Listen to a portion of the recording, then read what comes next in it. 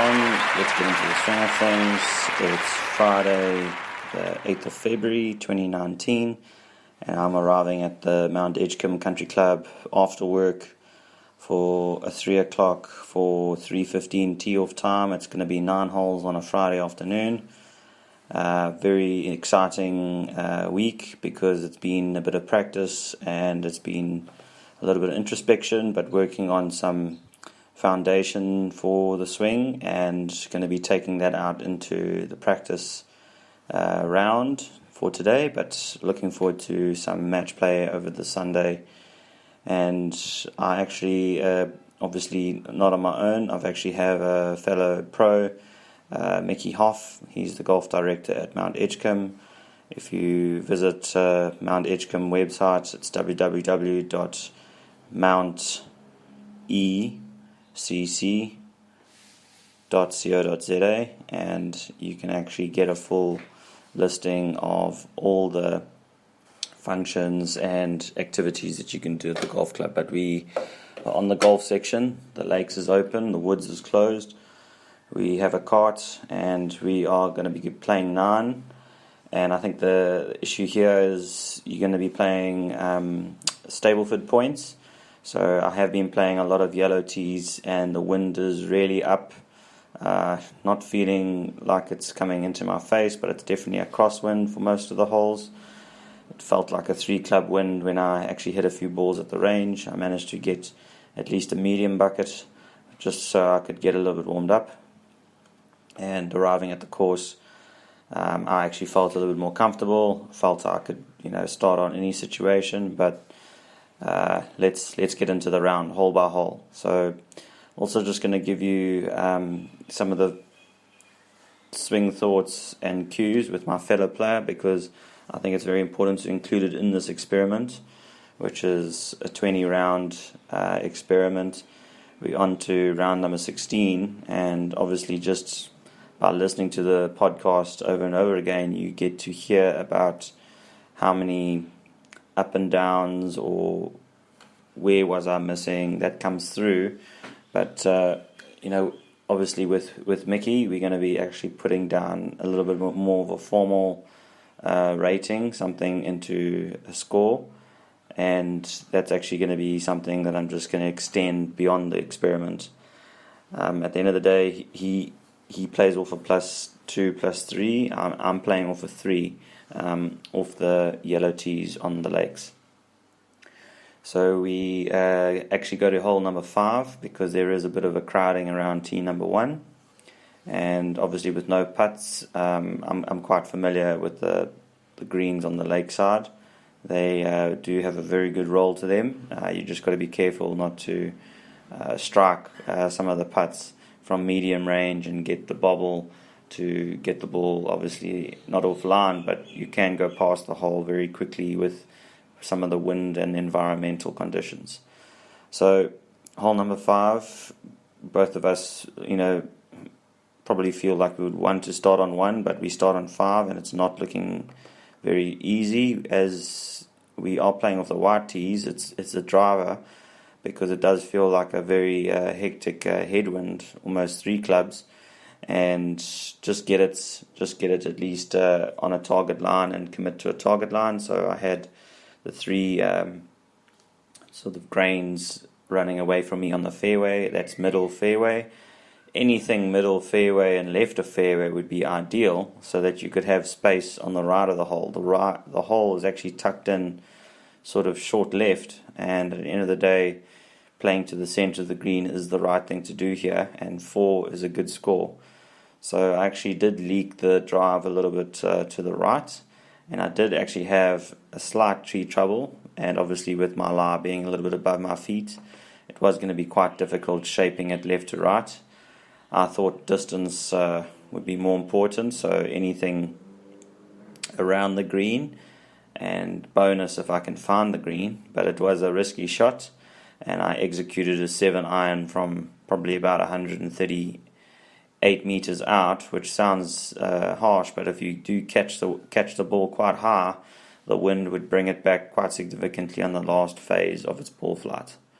So I've hit the 7-iron, and it's actually gone through any chance of working left to right, and I've actually missed left of the flag, and I'm actually in a horrible position. And the comment that came from the player was that's the worst place to miss, and I couldn't agree more with him. You could easily find yourself in a lie where you could be looking at a score of 6 quite quickly.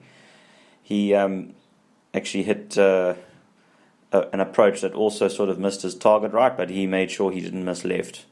So I am actually in a spot of bother because I'm in, let's call it the medium rough to heavy rough, and I've missed my target, a good 25 yards to the left. So I've got quite a lot of rough to clear, and then I've got to land it somewhere so that the ball can be controlled and not go too far. 15 foot to the green would have been a huge success, but it didn't actually happen. I actually ended up just not following through with what seemed to be more of a pitch shot. Didn't really need to hit a flop shot.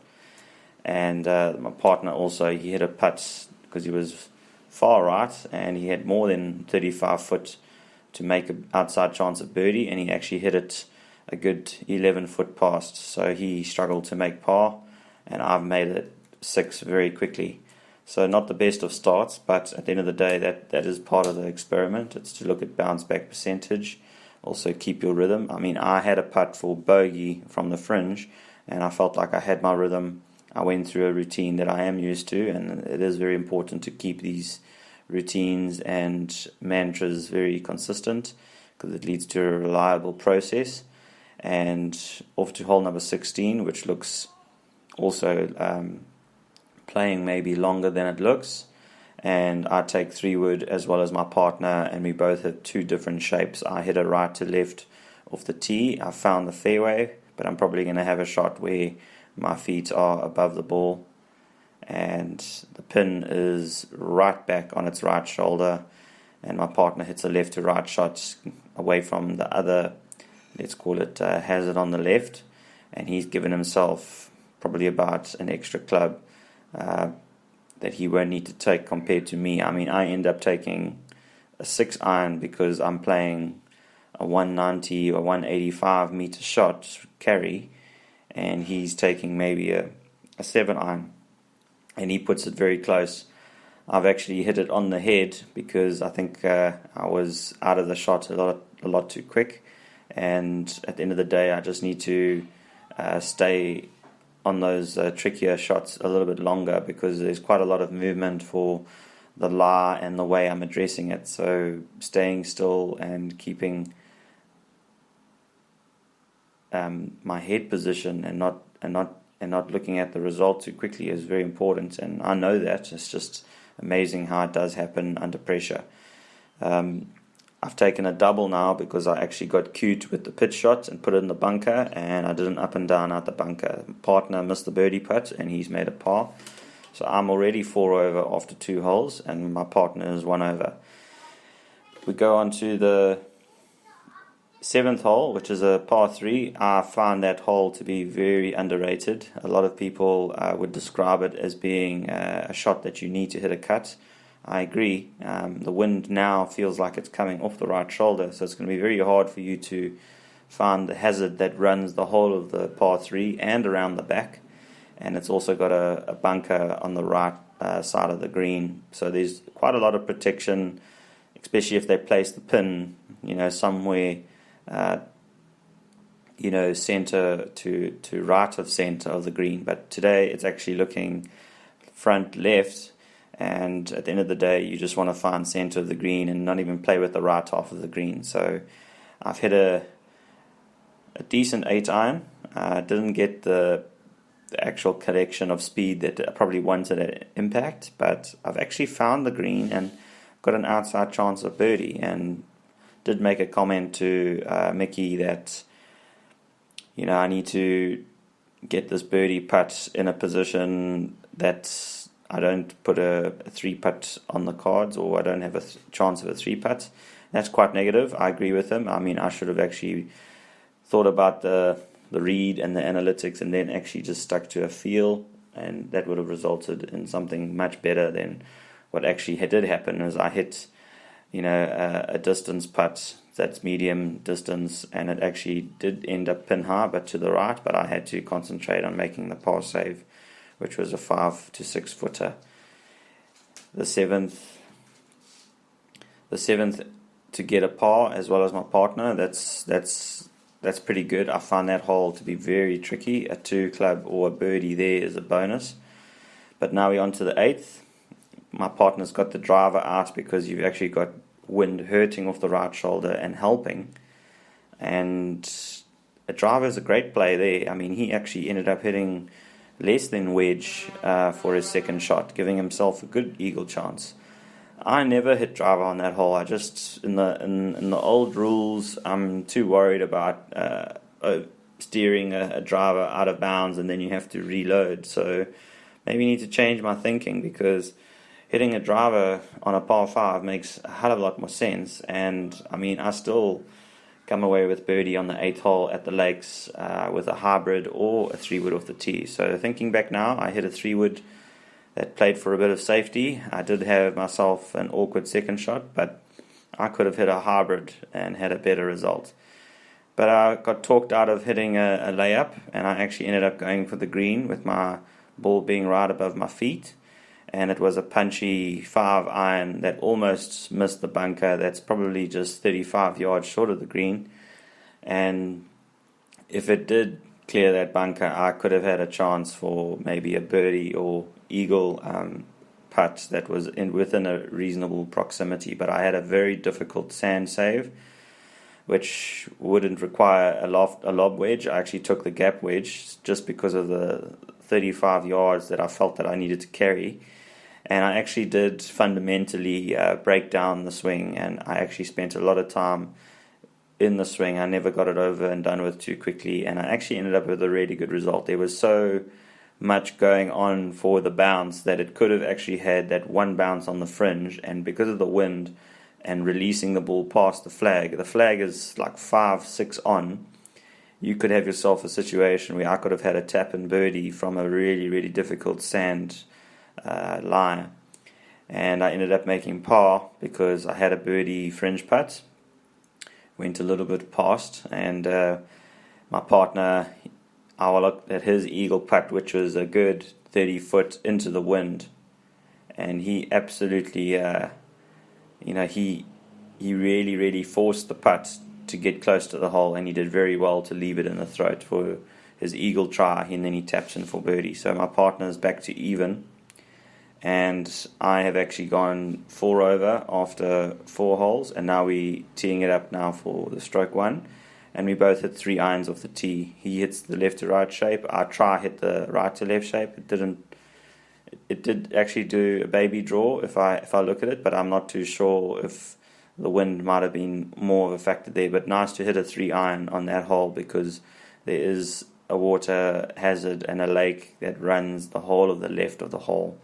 Very, very, I think, puts one under pressure. But I actually have 8 iron, 9 iron to consider for my second shot, and I actually pulled off a decent 8 iron.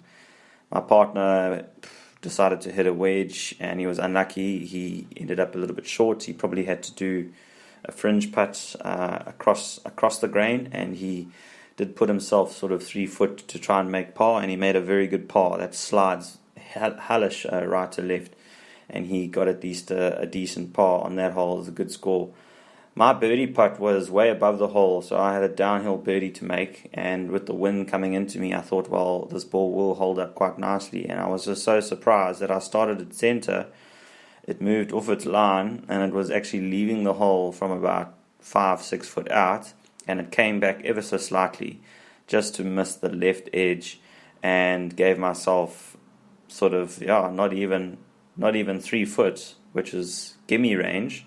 But I tried to hit it to the back of the cup, and it actually bobbled, and it lipped out on the right. So I actually didn't make the par save.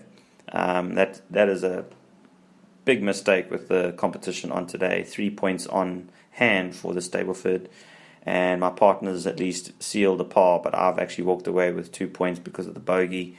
I am now 5 over after